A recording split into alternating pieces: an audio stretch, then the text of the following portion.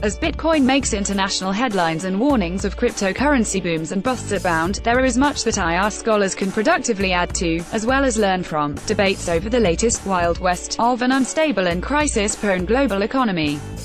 Beyond the economistic, legalistic, and technical analysis of daily price swings, challenges posed to existing legislation, and potential vulnerabilities in computer code, IR can usefully foreground the forms of power, agency and legitimacy that persistently underlie technologically enabled shifts occurring in the transnational ordering of a range of activities, from agriculture trade to migrant remittances.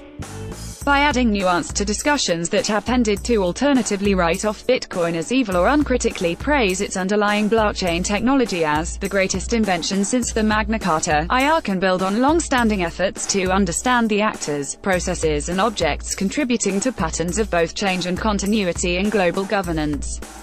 What are blockchains and cryptocurrencies?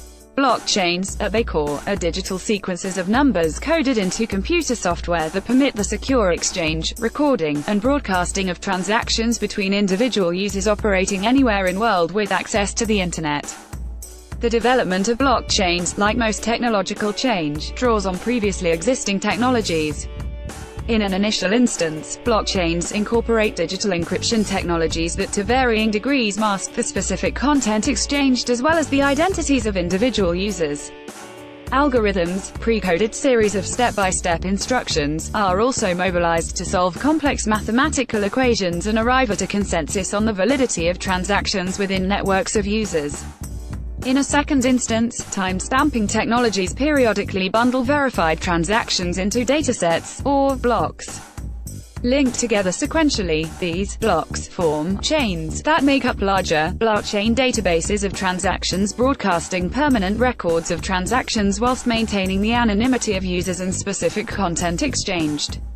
Blockchains are meant to be immutable, unless users arrive at a clear consensus to undertake changes.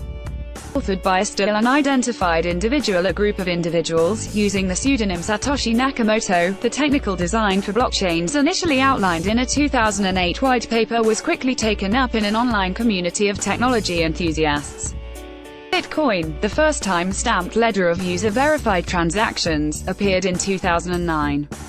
And tended to enable the transactions of a monetary-like currency. The non-proprietary and open-source software underlying Bitcoin was then replicated to develop a flurry of competing cryptocurrencies, as well as further applications to exchange, verify and broadcast information on everything from ownership rights and contractual obligations to votes and citizenship.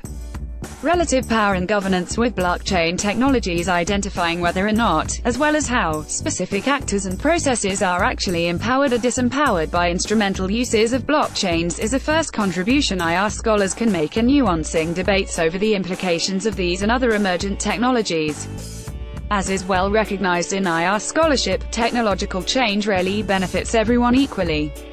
Studies of global digital divides remind us, for example, how some actors remain in far better positions for harnessing digital technologies like blockchains. Those with stable internet access and ownership of smartphones or high-powered computers are much better equipped for the blockade than many in low-income communities worldwide where often costly access and ownership can be well beyond the exigencies of daily survival. Recognizing long-standing asymmetries in the ability to harness technologies like blockchains is necessary to move beyond widespread consultancy speak that assumes universal gains from digital disruption. In detailing how blockchains may not exactly be desirable for everyone, IR scholarship can draw on studies revealing how digital technologies have empowered historically weak, as well as dominant actors in manners both perpetuating as well as disrupting power relations underlying global governance. On the one hand, blockchains empower civil society organizations like charities, individual migrants, and a range of disruptive new market actors such as cryptocurrency exchanges. On the other hand, blockchains can also further empower central banks as well as a tech-savvy and largely male transnational elite whose expert knowledge and technological skills enable them to exercise decision-making power as key insiders in what appear to be novel governance processes. For instance, a few benevolent dictators have played key roles in the civil war that ignited over whether or not to change the Bitcoin blockchain in order to address the growing backlog of transaction verification and settlement. Tracing asymmetries in the relative power exercised by some actors over others enhances understanding of how blockchains are being used in forms of global governance with technology. Analysis of relative gains from technological change can then be supplemented through approaches stressing the social construction of technology.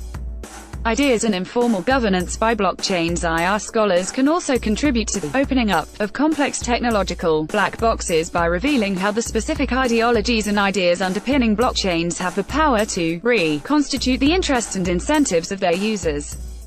Rather than apolitical, neutral tools that may or may not influence the relative power of state and non-state actors, technologies contain normative biases that always constitute their users in particular manners. For instance, the computer code underlying Bitcoin has been regarded as a type of techno-leviathan, positioning cryptocurrency users in a Hobbesian state of nature, in which the law of might, or the laws of the market, prevails. That the original Bitcoin blockchain is explicitly underpinned by libertarian ideology has become widely recognized by critics and promoters of the cryptocurrency alike as constituting users as particular types of consumer citizens.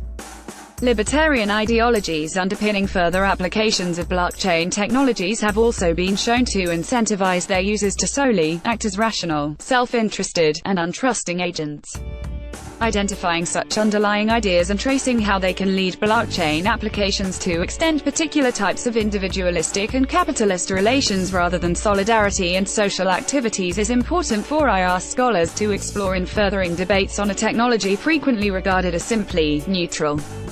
How forms of governance by blockchains enabled by the meta-power of emergent technologies are in turn countered by more traditional state-based governance responses is equally crucial for IR to scrutinize. Legitimacy and formal governance of blockchains. Last but certainly not least, IR can usefully explore the importance of linkages between the social legitimacy of novel technology-enabled activities and the emergence of formal governance of blockchain applications. The legitimacy of informal market-based governance in activities associated with Bitcoin has continually undermined by the persistent inability of either elite industry organizations like the Bitcoin Foundation as well as looser forms of community governance to stem hacks, Ponzi schemes and internal strife that resulting in the splitting of Bitcoin Cash from the leading cryptocurrency in 2017.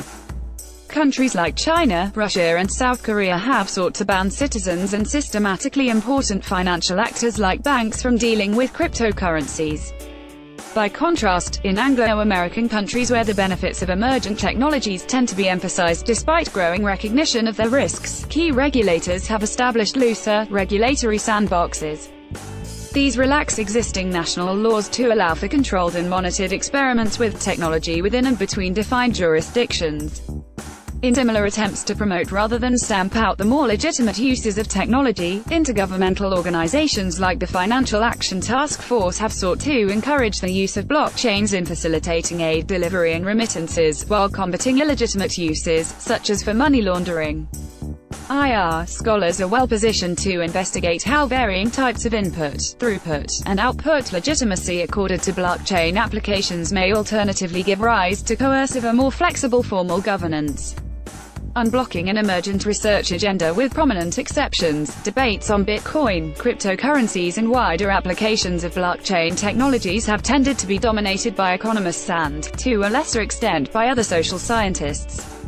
Bitcoin and Beyond, a recently published edited volume, brings together the scholars from anthropology to sociology in a first interdisciplinary effort to explore a range of global governance issues that have traditionally been considered in IR.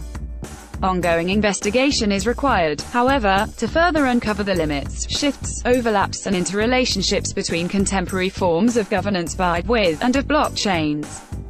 IR scholars are very well positioned to draw on insights from a long-standing and nuanced scholarship emphasizing the unpredictable evolution and impacts of emergent technologies.